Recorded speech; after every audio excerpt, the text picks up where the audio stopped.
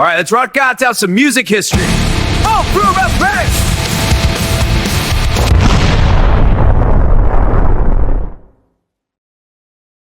Hey degenerates, you're locked into Music History with Joey, the podcast where we skip the top 40 fluff and go straight for the marrow of the bone. Today we're not just looking at a song, we're looking at a monument. If heavy metal had a Mount Rushmore, this track would be all four heads and it would be screaming at the tourists. We're talking about the title track from 1986, Master of Puppets by Metallica. Let's go!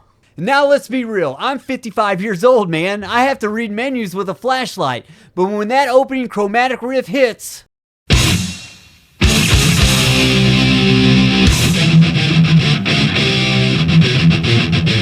suddenly I am 16 again, sitting in the back of my primer Chevy Nova, wondering if my ears are actually supposed to bleed. Spoiler alert, they were. This song changed the DNA of music. It took thrash from the garage and put it in the cathedral. To understand this song, you have to understand the environment. It's late 1985. Metallica's coming off of the success of Ride the Lightning, and they decide to head back to Sweet Silence Studios in Copenhagen, Denmark. So why Denmark? Well, Lars is Danish, so he probably just wanted a decent pastry. No, really, the reason was producer Flemming Rasmussen. Flemming was a mad scientist. He didn't just want loud, he wanted precise. James Hetfield spent weeks in the studio becoming the human metronome. Every single rhythm guitar track you hear on Master of Puppets is actually 3 or 4 tracks of James layered on top of each other. To get that sound, he had to play the exact same riff with identical timing, thousands and thousands of times. If he was off by a millisecond, they started over. That's why the chug feels like it's vibrating in your chest. It's a wall of James Hetfields coming at you like a Spartan phalanx. Listen to this. That's just incredible.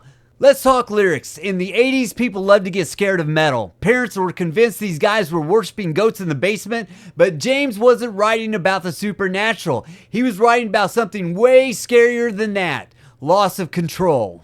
Master of Puppets is an anthem about drug addiction, written from the perspective of the drug itself. Needlework the way, never you betray, life of death becoming clearer. Needlework the way, never you betray, life of death becoming clearer.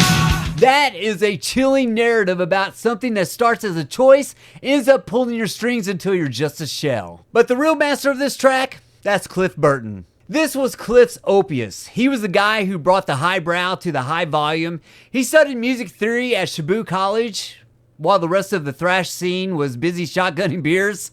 The mid-tempo harmony section in the middle of the song, that's Cliff's classical influence. Listen.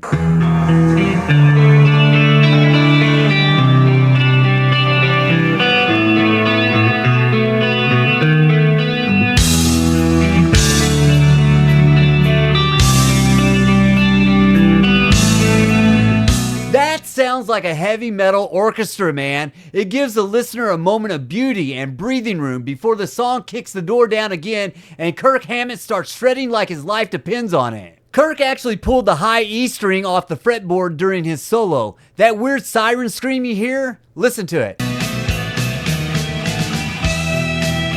Did you hear that? That right there was a total accident, but in the spirit of metal, they kept it because sometimes perfection is boring. When this album dropped on March 3rd, 1986, it didn't have a music video, it didn't get played on Top 40 radio, it was 8 minutes and 35 seconds of pure aggression, and yet it became the first thrash metal album to go platinum. It proved that you didn't need MTV or Hairspray to win, you just needed to be undeniable.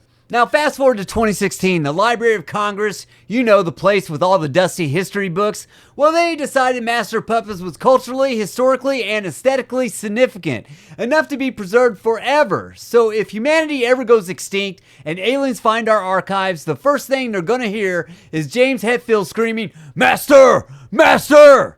Pretty good first impression, right? And we can't ignore the Eddie Munson effect. Stranger Things introduced the song to a whole new generation. My teenage nephew asked me the other day, "Hey, Uncle Joey, have you ever heard of this underground band called Metallica?"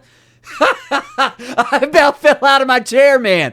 Hey, but hey, If the show about monsters gets kids to put down the auto-tune and pick up the guitar, I'm all for it. And here's my final thoughts. Master of Puppets isn't just a track about a playlist, it's a blueprint. It taught us that metal could be complex, it could be smart, and it could be absolutely devastating.